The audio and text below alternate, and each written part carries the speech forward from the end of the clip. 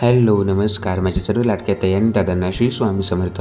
तुम्हा सर्वांना आजचा दिवस खूप छान जाऊ ही स्वामींच्या चरणी प्रार्थना आणि तुम्हा सर्वांना दिवाळीच्या पहिल्या दिवसाच्या खूप खूप शुभेच्छा.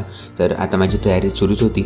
म्हणजेच जसं की तुम्हाला कालच्या व्हिडिओमध्ये मी शेअर केलं की दिवाळीसाठी मी खास करून जो दिव्याचा मुकुट होता तर तो मी बनवला होता आणि काही कारणामुळे म्हणजेच मला गावाकडे जाता आलं नाही, त्यामुळे मी माझ्या रूमवरती दिवाळी सेलिब्रेट करणार आहे. तर आज दिवाळीचा पहिला दिवस होता, त्यामुळे जे माझं देवघर होतं तर ते देखील मला डेकोरेट करायचं होतं आणि ह्या माळा देखील कालच्या व्हिडिओमध्ये मी तुमच्यासोबत शेअर केल्या. जेव्हाही आपण आपल्या डेकोरेशनमध्ये अशा प्रकारच्या माळांचा किंवा फुलांचा यूज करतो तर तेव्हा आपलं डेकोरेशन अजून दिसायला खूप छान दिसतं. आणि जे वस्त्र होतं तर ते देखील मी चेंज केलं, कारण आता दिवाळीचा पहिला दिवस होता, त्यामुळे नवीन जे वस्त्र होते तर ते मला देवघरामध्ये अंथरून घ्यायचे होते. त्यामुळे जे जुनं वस्त्र होतं तर ते मी काढून घेतलं आणि जे नवीन वस्त्र होतं गुलाबी कलरचं तर ते मी देवघरामध्ये अंथरून घेतलं.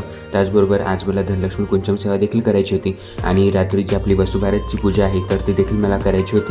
आणि खास करून वसुबारसच्या पूजेसाठी म्हणजेच मी जे गायचं चित्र होतं तर ते मी रेखाटलं होतं. आणि सर्वात महत्त्वाचं म्हणजे आज पहिला दिवस होता दिवाळीचा, त्यामुळे सर्व जी देवांची भांडी किंवा जो मंगल कलश होता तर तो देखील मी चेंज करून घेतला. त्याचबरोबर आज शुक्रवार देखील होता, त्यामुळे आपण मंगळवारी किंवा शुक्रवारी अशा प्रकारे मंगल कलश चेंज करू शकतो. त्यामुळे जो मंगल कलश होता तर तो देखील मी चेंज करून घेतला, म्हणजे जो तांब्या होता तर तो मी क्लीन करून घेतला. त्याचबरोबरचा जो महाराजांचा फोटो होता तर तो देखील मी छान प्रकारे पुसून घेतला. त्यानंतर त्यांना देखील अष्टगंध कुंकू लावून घेतलं. त्यानंतर जो दिवा तुम्ही बघत आहात साईडला तर तो मी प्रज्वलित करून घेतला. त्याचबरोबर सर्व जी देवांची फोटो होती तर ती देखील मी क्लीन करून घेतली. आणि जी महाराजांची मूर्ती होती तर ती खास करून मी चंदनाने क्लीन करून घेतली, कारण दिवाळीचा पहिला दिवस होता तर आपण या दिवशी उठण्याने म्हणजेच सर्व देव घासायचे असतात. तर म्हणजेच मी उठणे बनवले होते, पण ते मला म्हणजेच कालच रिसीव्ह झाले, त्यामुळे सकाळी मला ते यूज करता आले नाही. त्यामुळे जी महाराजांची मूर्ती होती तर ते माझ्याकडे चंदन होते, केसर चंदन, तर त्यानेच मी महाराजांची मूर्ती क्लीन करून घेतली आणि महाराज देखील दिसायला खूप छान दिसत होते. त्याचबरोबर खास करून महाराजांसाठी मी मुकुट देखील आणले होते, तर ते म्हणजेच उद्याच्या व्हिडिओमध्ये तुम्हाला पाहायला मिळतीलच. तर आज शुक्रवार देखील होता, त्यामुळे मला धनलक्ष्मी कुंचम सेवा देखील करायची होती. तर तुम्ही बघितले असेल तर पौर्णिमेला देखील मी धनलक्ष्मी कुंचम सेवा केली होती आणि एकदम साधी आणि सोपी मांडणी आहे. जास्त वेळ देखील लागत नाही या मांडणीसाठी आणि जास्त साहित्य देखील लागत नाही. जर तुम्ही कुंचम घेणार असाल तर ज्यांच्याकडून तुम्ही कुंचम घेणार असाल तर त्यांच्याकडेच हे सर्व साहित्य तुम्हाला मिळून जातं, म्हणजे जेही आपण कुंचममध्ये साहित्य यूज करतो तर ते सर्व साहित्य त्यांच्याकडे उपलब्ध होऊन जातं. त्यामुळे तुम्ही त्यांच्याकडूनच ते सर्व साहित्य घ्या, जेणेकरून तुम्हाला दुसरीकडे ते साहित्य शोधताचा वेळ तेवढाच तुमचा वाचेल. तर मी हे कुंचम ज्यांच्याकडून घेतले होते तर त्यांच्याकडूनच मला ते सर्व साहित्य आहे, म्हणजे जे काही आपण कुंचममध्ये साहित्य यूज करतो तर ते सर्व साहित्य मला त्यांच्याकडूनच मिळाले होते. त्यामुळे मला दुसरे कोणतेही साहित्य घेण्याचं गरज भासली नाही. फक्त जो लक्ष्मीदेवीचा चांदीचा कॉईन होता, कारण तुम्ही जेव्हाही कुंचम सेवा करता तर तुम्ही एकतरी चांदीची वस्तू म्हणजेच कुंचममध्ये ठेवत जा, जेणेकरून माता लक्ष्मीला चांदी खूप प्रिय आहे. त्यामुळे एकतरी चांदीची वस्तू तुम्ही कुंचममध्ये ठेवली पाहिजे. म्हणजे जर तुम्ही ठेवली नाही तरीही चालते, काही हरकत नाही, पण म्हणजेच मला घ्यायची होती चांदीची एक वस्तू. त्यामुळे जो महालक्ष्मीचा कॉईन होता तर तो देखील मी तुमच्यासोबत शेअर केला होता की मी ते कोणाकडून बोलवला किंवा आपण कॉईनची स्थापना आपल्या देवघरामध्ये कशाप्रकारे करावी, तर ते देखील व्हिडिओ मी तुमच्यासोबत शेअर केला होता. जर तुम्ही बघितला नसेल तर नक्की बघा. तर अशा प्रकारे आजची जी स्वामी सेवा होती तर ती आता माझी कंप्लीट झालेली आहे. आणि ज्या माळा तुम्ही बघत आहात तर या देखील देवघरामध्ये लावल्यानंतर खूप छान दिसतात. आणि सर्वात महत्त्वाचं म्हणजे जेव्हाही आपण कोणत्या पूजेची मांडणी करतो तर सर्वात शेवटी आपण रांगोळी काढत असतो. तर मी देखील जो कुलदेवी प्रसन्न असा माझ्याकडे रांगोळीचा साचा होता तर त्याचा मी ते यूज केलेला आहे. तर तुम्ही बघू शकता तर हे साचे खूप युजफुल ठरतात. आणि आता वसुबारस किंवा धनतेरस किंवा दिवाळी अशा सणांना देखील हे साचे खूप युजफुल ठरतात.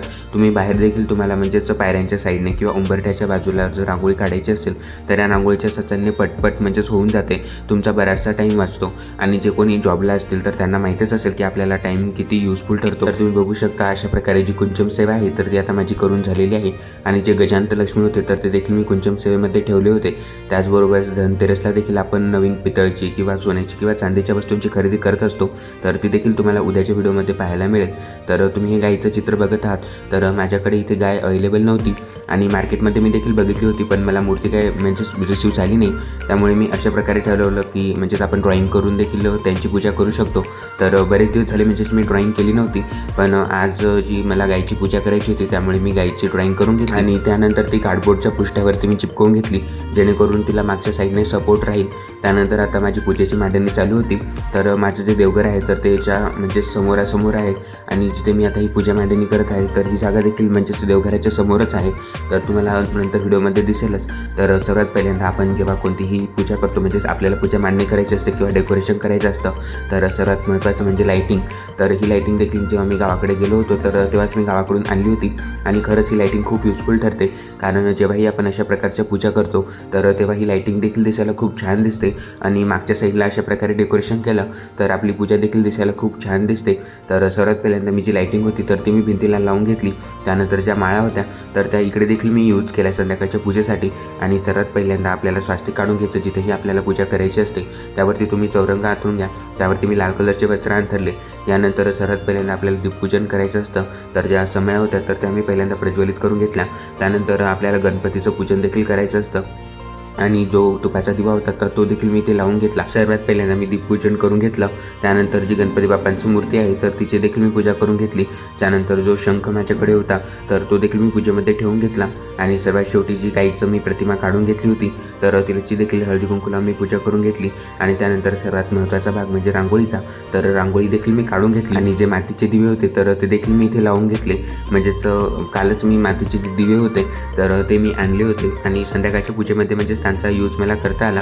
तर मी जास्त काही दिवे घेतले नाही, फक्त 1 डझन दिवे घेतले, कारण आता धनतेरस किंवा दिवाळीला देखील ते दिवे युजफुल ठरतात. आणि जी रांगोळी आहे तर ती कधीच आपल्याला पांढरी ठेवायची नसते, त्यावरती तुम्ही हळदी कुंकू किंवा कोणता देखील रंग यूज करा, जेणेकरून ती पांढरी दिसणार नाही. तर मी देखील म्हणजेच त्यामध्ये येलो आणि रेड अशा प्रकारे त्याच्यामध्ये कलर भरून घेतला. आणि त्यानंतर जी गाईची सेवा होती तर ती देखील मी करून घेतली. दिनदिन दिवाळी गाई म्हशी ओवाळी असं म्हणत दिवाळीची सुरुवात गाईच्या पूजेने म्हणजेच वसुबारसच्या दिवशी होते. या दिवशी गायची व बैलाची पूजा करण्याचे विशेष महत्त्व आहे. केवळ ग्रामीण भागातच नाही तर शहरात देखील गायीच्या गोठ्यात जाऊन लोक यांची या दिवशी आवर्जून पूजा करतात. वसुबारसेच्या दिवशी सकाळी लवकर उठून स्नान करावे, घरातील देवांची पूजा करावी व दारात रांगोळी टाकून दिवे लावावे. या दिवशी गाय वासराची पूजा करण्याचे महत्त्व आहे. तसंच बैलाची पूजा करण्याची पद्धत आहे. त्यांच्या घरात गायी आहेत त्यांनी आपल्या गायीची व वासराची औक्षण करून पूजा करावी. गायीला हार फुले वाहावीत, त्यांना कुंकू लावावे, बैलांना छान सजवावे, त्यांची देखील पूजा करावी व शेवटी पुरणपोळीचा नैवेद्य त्यांना खाऊ घालावा. तुम्ही गायीच्या गोठ्यात जाऊन देखील त्यांची पूजा करू शकता. वसुबारसेच्या दिवशी आपल्या दुभत्या जनावरांची म्हणजेच गाय वासरू बैल यांची पूजा करण्याची पद्धत आहे. असे म्हणतात की या दिवशी गायीची पूजा केल्याने घरात भरभराट होते, धनधान्याची कमतरता भासत नाही, कुटुंबात सदैव सुख समृद्धी व सौख्य नांदते. यामुळे आपण आपल्या बळीराजाचे पोशिंदा असलेल्या जनावरांची पूजा करून त्यांचा सन्मान करतो, त्यामुळे त्यांची कृपा देखील आपल्या कुटुंबावर राहते असे मानतात. हिंदू धर्मामध्ये गायीला अत्यंत पवित्र आणि पूजनीय मानले जाते.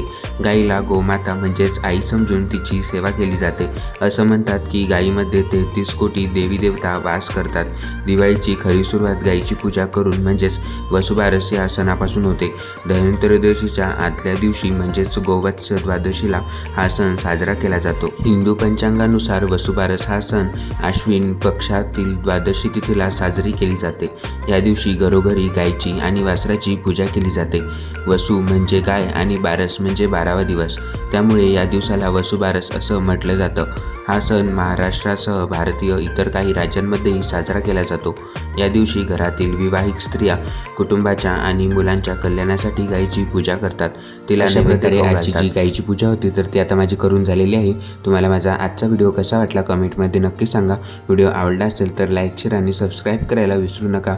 भेटूया अशाच नवनवीन माहितीपूर्ण व्हिडिओंसोबत. तोपर्यंत सर्वांना पुन्हा एकदा श्री स्वामी समर्थ.